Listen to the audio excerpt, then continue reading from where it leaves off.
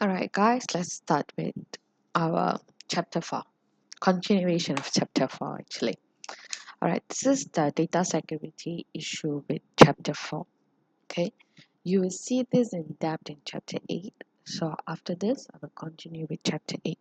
So, let's glance through what is in chapter 4 of network security. Okay, start with my map. So, we're going to go on my map. So, very ugly. Let me rewrite again.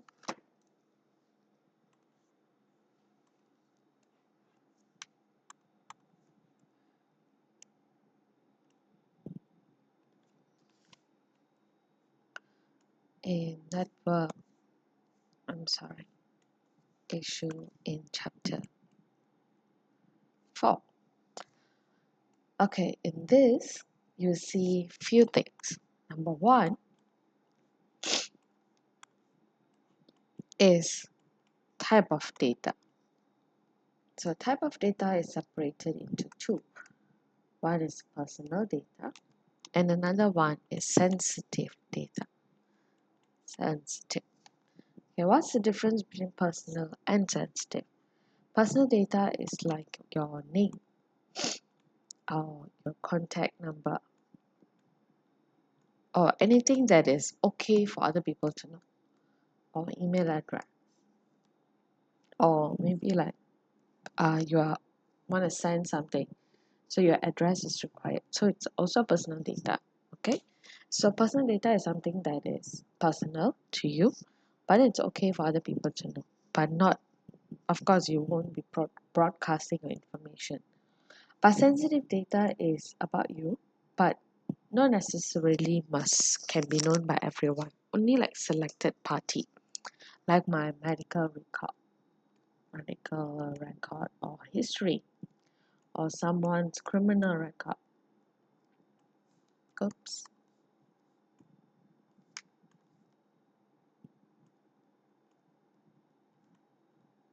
Criminal record or someone's uh, ethnicity and all that. So this all falls under sensitive data.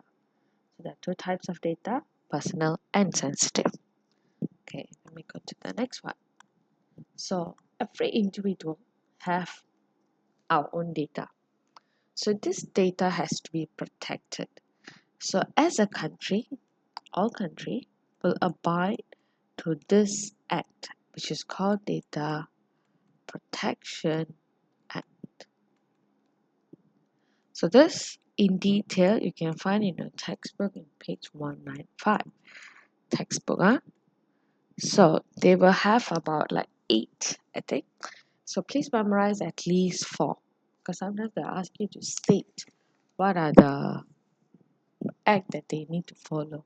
So one of it is your data must be securely kept. Data can be kept more than requested period of time. Data must be lawfully processed and all that. So it's kind of like common sense about how data should be treated. So please memorize 4 that is easy for you. Okay, the purpose. The purpose of this Data Protection Act, one is to protect the rights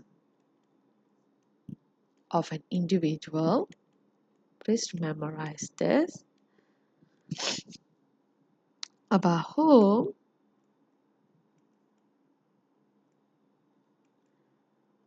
the data is collected, or we can say obtained, stored, and processed. Okay, it's about rights, just like copyright. It's about the right of the owner. So that's the purpose of Data Protection Act. Okay, that is for data. This is mainly is in chapter 8. So I'm still covering this because you need to know what is data. Okay, next, after we are done with data, we have next part, which is password, which is not a stranger for all of us. So basically, your password is categorized into two. First one is strong password. and weak password. So how do you categorize a strong password? Of course, you need to have a capital letter, small letter, a symbol. You have to have number, and then it cannot be in like specific sequence, not in specific sequence. And I cannot have your personal data. Okay, can I have your name? Can I have your birthday? So all these are categorized as strong password. And big password, of course, is the opposite. Okay, how to prevent your password from being hacked? These are some preventions. You have to change your password regularly. Doesn't mean that you go in every time you have to change every time. And don't write it down. I know it's very difficult if you have so many passwords. Don't write it down. Don't share with anyone. Those are common sense. Lah. Think about it. Okay? So after your password is done, that is not the only way that sometimes you can log in into a system. There are other authentications as well. So I'm writing here other authentication. Okay, what are those other authentications that we're going to look into? Okay, but here, like magnetic stripe.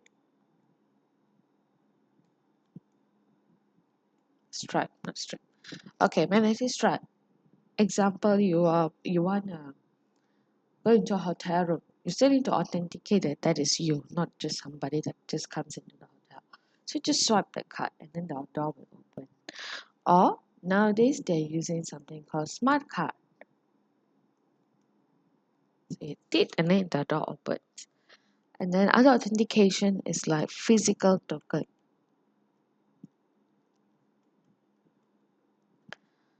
This is I'll show you a picture later. Okay? And you have electronic token. So what is this electronic token? Is the OTP or some PIN that you receive via SMS. So usually what banks will do is they last time before they have the authorization in the app, once you want to send money or transfer money, after you say that you want to transfer, they will send OTP number, that means 6 digit, like temporary password to your SMS, and then you key in. After you key in, they verify that, oh, okay, correct user, then they will allow the transaction to happen. So that is called electronic token. And then we have something called zero login. So you don't need to type anything, you don't need to press anything. Example of this zero login is two types. One is biometric and another one is behavioral. Behavioral pattern. It studies your pattern. How do you do things? So you need to authenticate through that. So let me show you physical token as well.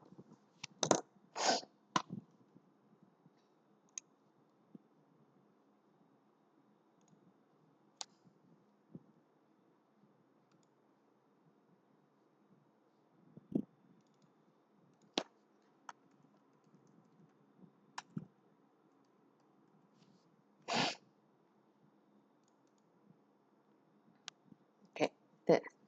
Can I see the number? 6 digit number.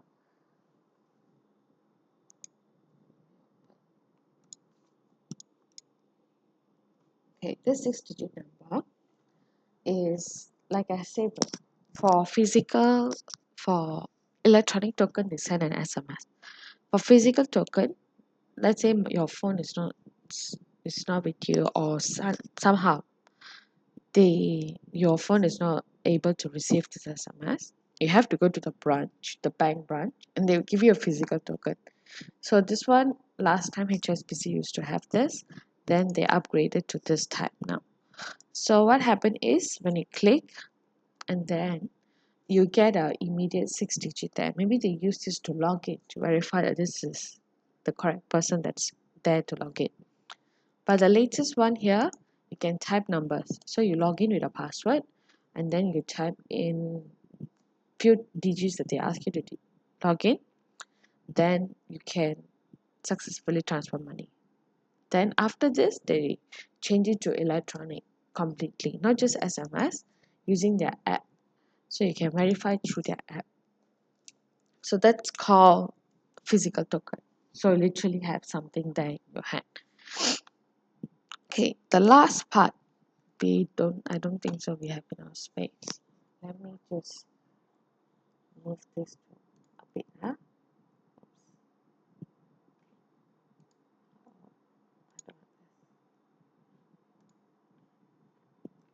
Cut, move to the middle bit. I think it's too middle.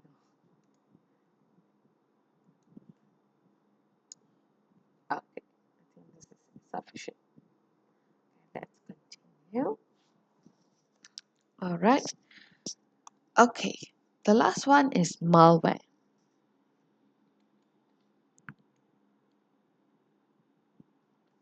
In chapter 8, you will see in detail what are the types of malware. So I'm going to give you a few here. So the first type of malware is the most famous one, the virus. So you have virus, you have Trojan, J8 horse, then you have key logging, spyware, and then you have worm, and then let me think if I miss out anything. Can't recall anything. I think that's all. I think when we do chapter 8, we go in detail. Okay? So far, this is what I can think of. Oh, got one more. It's adware. Okay, let me explain a little bit what all this will do. So basically, I'm going to go on with virus, keylogging, worm, and adware because these are easy to remember. Even for Trojan horse, it's almost the same as virus. So basically, what this virus will do is, you need to remember, virus will delete, duplicate. Okay, first of all, it will duplicate itself. Okay, it will duplicate itself. And then what it will do with the duplicated itself? It will delete. Oops. Alamak. Okay. Delete and corrupt your files or computer system. So that's what virus will do. Okay, this keylogging is spyware. It will spy on your keyboard strokes.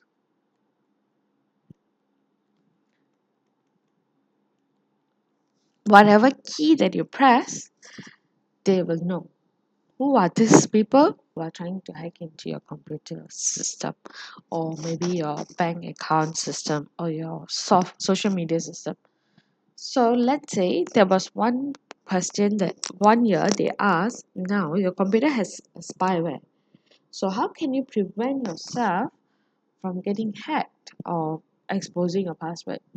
Some students answer that regularly changing password. It won't work because even if you regularly change password, they get the latest version of the password because you're typing it up. So one way to prevent it is having anti-spyware software. And then don't use the physical keyboard. Use the online keyboard. Not online. What am I talking? On screen keyboard, or use the keyboard that's provided by the banking system. Usually, when you have online banking, they have a mini button there for you to use their keyboard. It's not in the same sequence as our normal keyboard. The keys are in different order, so every time it's different order, so that people cannot predict what are you pressing. And then this worm, it will not just okay like a virus and Trojan, they will only attack your computer system. But this worm here, it will attack all the computers in the network. So example, we are connected to school Wi-Fi, let's say. If my computer has a worm, then everybody that connected to the school system are prone to this attack if it is spread. Okay. And adware is the sudden pop-up on the side. Suddenly you get different kinds of advertisement. You didn't even ask for it. Then you get an advertisement. The advertisements that you see in social media or your browser, it's not an adware. That is because of catch. So they remember what you browse. Then when you browse other things, they will show you, oh, you have been interested in this product. So let me show you what are the deals that you can have. That is different. This adware is in your computer system. Suddenly it was very famous when I was in secondary school. So everybody say, hey, especially the older people, they say, hey, my computer got something popping up. So it's actually they're having an adware. So how to prevent this? So to prevent all this, the general term is use a anti-malware software. Of course, you know what specifically you're having. You can say use antivirus, anti-spyware, and all that, or anti-adware. But generally, because all these are categorized as malware, so we say use anti-malware software. So for this, you have a specific thing that you need to know. It's called quarantine. So quarantine. So didn't hear this word for so long, because it was very famous during COVID. Okay, let me write again. Yeah.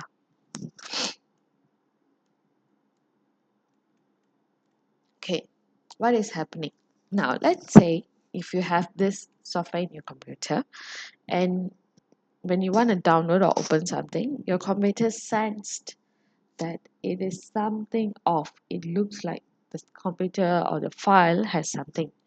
So how do they know? So first process, they will scan the file or your computer system.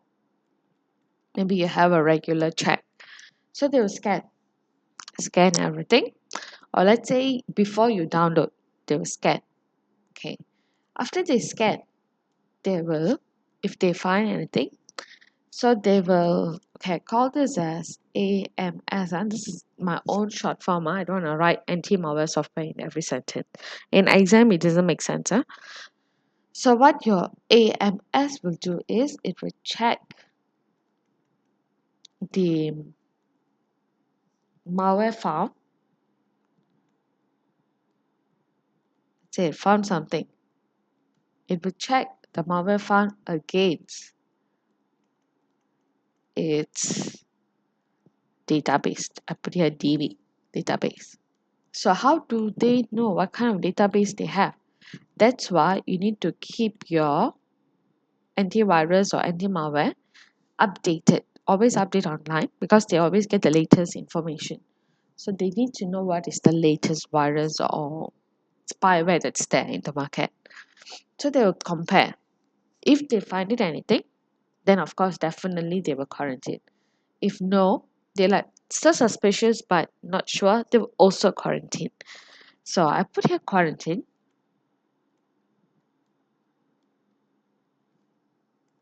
Okay. They were quarantined. So in this quarantine got two options. Number one, I put A. So A, they will delete the file or just the virus or the malware without asking for the user's permission. Okay, so I just put it automatically. So if they are definitely sure if that's the system that I'm using, I prefer my anti-AMS to automatically delete. I don't want to decide. Automatically delete if it's confirmed sure lah. Okay, and another option is if what they will do is they'll quarantine, they will notify the user, and then the user will decide if to delete the file or not. Because sometimes it's like uh you you might think that it's very important file. You have no choice. You have to just need to see what is inside it. So it's up to you lah, whether you want to risk your computer or not. So you decide whether you want to delete or not. These are two options that is given. Alright. If let's say they found anything, you decided to delete or they delete it automatically, what they will do is they will update the info about the malware or the virus to the database. Info to DB.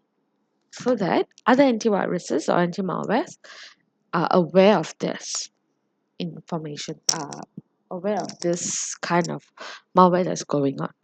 So that's about it for chapter 4. So I'll see you again in chapter 8. Alright? So if you have any question, you can just ask me in class. Thank you.